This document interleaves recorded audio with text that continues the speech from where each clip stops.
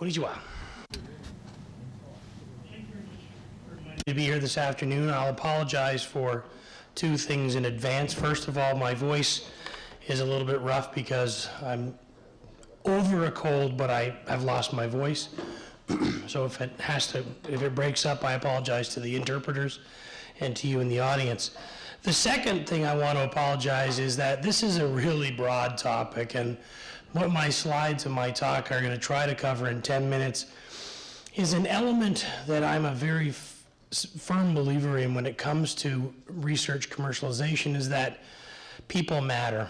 And people matter because you have to have the right number of people in a tech transfer environment in order to have success. You have to have people who are properly skilled in their background, scientific and work experience. And you have to have people who are passionate about doing this, because it's probably one of the most frustrating jobs you could possibly be in. And you have to have people that are not only technically literate when it comes to engineering or life sciences, but they actually have to be social, and they have to be able to communicate with others. So when I'm going to jump around a little bit in this slide deck, what I hope you'll come away with is an agreement with me that people matter.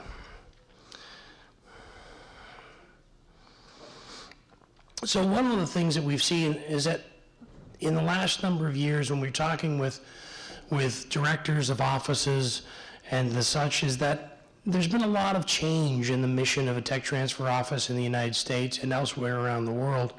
And that's resulted in a lot of challenges when it comes to the HR element, because the staff that might have suited the job 15 years ago might not necessarily be that good at adapting to the new environment.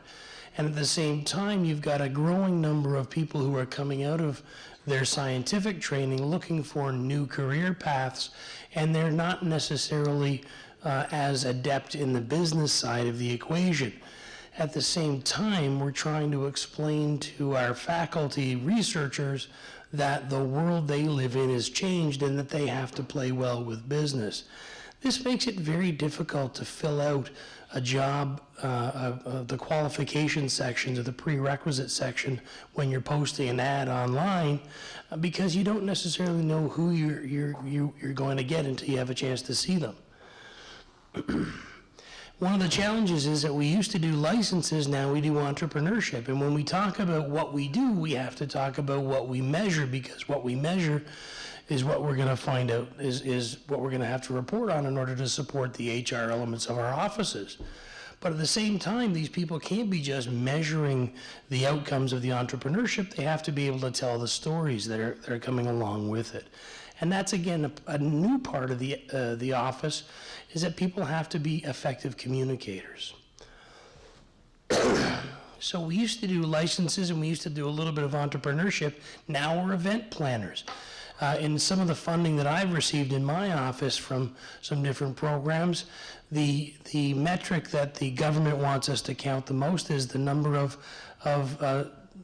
students that are participating in events.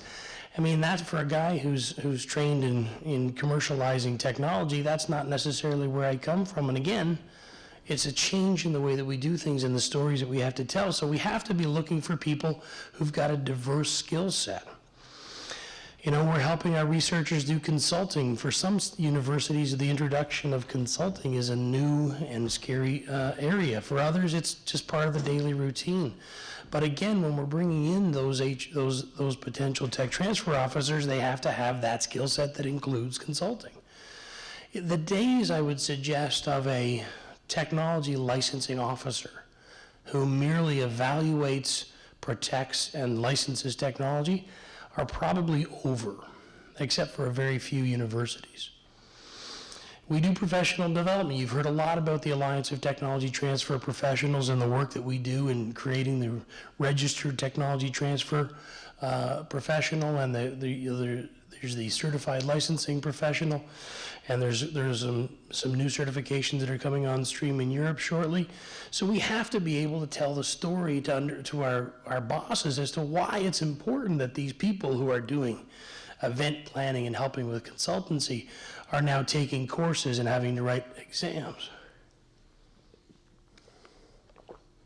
Some of the licensing offices are now augmenting, as they do at my university, the University of Ottawa, how they're having to augment the licensing revenue with contract researches in order to bring a new result to the equation. So now, for those people who used to be doing just licensing and protecting, they're now having to say, what might the outcome be for an invention disclosure? It could in fact be a contract with a company in order to help move that technology along.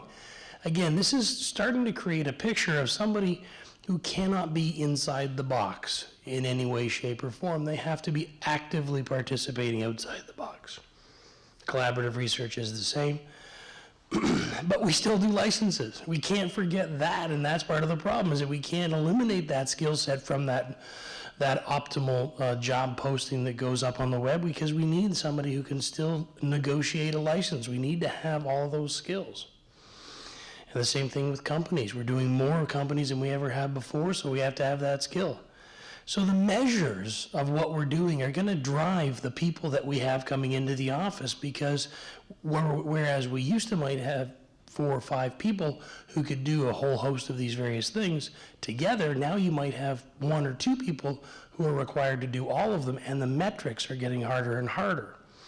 But remember, it takes people. This is a graph that shows the number of full-time equivalents in licensing professionals and licensing support officers in the United States between 1993 and 2013. This exactly corresponds with the curve that shows the growth in research at universities in that same time frame, the number of invention disclosures at universities in the same time frame, and the number of licenses at universities in the same time frame. It takes people to do all these things, but we have to have the right people. And don't forget the timing. You know, we get a lot of young people that come into the office now and they say, I want to learn how to do this. I want to do a startup company. I want to do the licenses. I want to do it all. And I need to do it in 3 years because I want to move on to something else. Managing millennials is something that we're going to have to work with, because for a lot of our technologies, if that technology comes in the door on the first day that Jane Doe starts working in your office, that might not yield revenue until 10 years later. So we have to be patient with these people. We have to help them understand.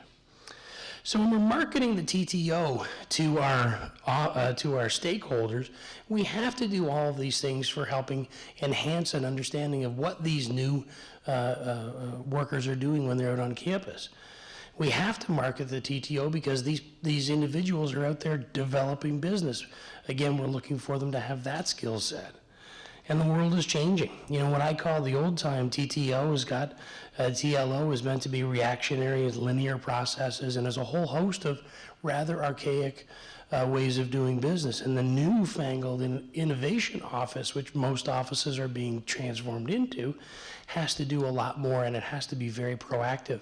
So again, the people that you're looking to are not going to be people who sit back and react. They have to be people who are out there doing.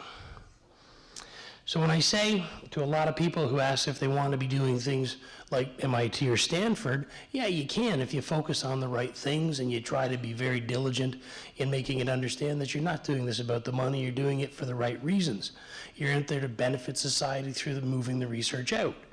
And that's why when we talk about the golden circle of what it is, what we do when we interview these people, when they come into our office and they say, I want to move technologies through your office and make a lot of money, I say that's not what we do. What we do in technology transfer is we think from the inside out, and we work our way out from the why. Why do we do this? Because we want to see research in the hands of people who can do good things with it. We want to see that people can benefit and have their lives enhanced by the results of the research that's done in our universities. And we want to do that by having a proactive system of marketing that technology and getting it out there into the community. And what we do, we might make a little bit of money, but we're going to get it into the hands of the right people. And if we start with the why, we're always going to have the right people. So when you're talking to people about taking on these jobs, start with the why, not with the what. For tech transfer, it's just the same thing. So tech transfer is really focused on the what, and we need to change that. We need to hire, we need to train people to get them to understand the new thing. Branding is one way to do it, and we can do that by changing the way that we have the entire office look, but if we just change the brands and we don't change the way people are doing their jobs and we don't train them to do things in the new reality, it's going to be a real challenge. So there are more challenges when you're trying to do a branding. It's easier to do a branding exercise wrong than it is to do it right. There's just a couple of points, and you can see there's some great examples of the way offices are proactively moving out there and getting their people have the backing of the office, so that when they're telling these new stories about what they can do, they've got the support of the university.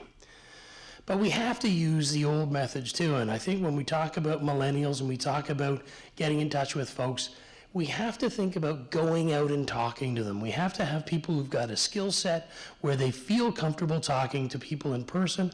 They feel comfortable about picking up the phone, not texting, not sending an email, but actually going and talking to people about what their research can be, because that's the only way you're going to find out. So when we appeal to people's humanity, they're going to love it. They're always going to like to hear how they can save the world. We can appeal to their egos, because when you understand how people work, you can get great things from people by making them understand what a contribution they can make. And our staff need to be able to do this. But they have to be patient. Again, going back to that timing point, just as people are important, understanding the timeline is very important as well. What can you expect? You're going to see lots of changes. You're going to see a lot of things happening new over the next little while, and there may be fantastic results, but there's going to be a lot of hard work, and you have to have people that have got the patience to participate. Now, can anybody do what we do? Can anybody walk in out of a lab and do what they say? And I say, you know, when I look at it, to me, you have to have somebody who's got an understanding of what research is like in an academic environment. They have to have a passion and an understanding for science and a capacity to understand science. They have to know how business works and what a transaction looks like. And yeah, they have to know a little bit about intellectual property, because it comes up so often. But the number one thing that I always say about good hires in tech transfer is that they have to play well with others. Because if they can't get along with the people they work with, and they can't get along with the researchers that they're trying to serve, and they can't get along with the customers in the companies, they're not going to do any deals, and they might as well go to do something else. Professional development is key. I'm just, as a plug, we always have to remember to keep training. Lifelong learning is an important element of this. We see this, and this is a sideways slide, around the RTTP designation, and moving that provides a pathway for getting things done. It doesn't mean you're on your side when you do it, and ultimately, you know, we're going to see some metrics are inevitable. Things are going to be confusing, and it's going to be challenging for people to understand what it is that we're doing. But above all, we have to hire, train, and sustain people to be professionals. Thanks very much.